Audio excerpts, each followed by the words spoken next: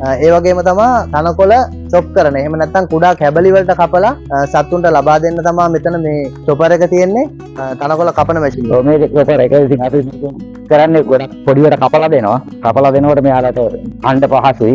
අපිට යන එක අඩු වෙනවා ගොඩක් දුරට. සාමාන්‍ය අපි කැල්කියුලේට් එකේ බරත් එක්ක මෙයාට මෙච්චරක් වගේ සාමාන්‍ය 10ක් වගේනේ මේ දෙන්නේ සාමාන්‍ය ජීව බරෙන් තනකොළ දෙන්නේ. ඉතින් අපි මේ ප්‍රමාණය මෙතන අපි බැලන්ස් කරලා තමයි හැම වෙලේම පොඩියට කපලා ඉවරලා ඒගොල්ලන්ට ඉන්න සත්තු ගන්න බැලන්ස් කරලා තමයි දෙන්නේ. මේක ක්‍රියාත්මක වෙන්නේ කොහොමද? ක්‍රියාත්මක වෙන්නේ මැනුවල් වැඩ කරන්නේ මෝටරකින්. අපි චුට්ටක් බලමුද ඒක?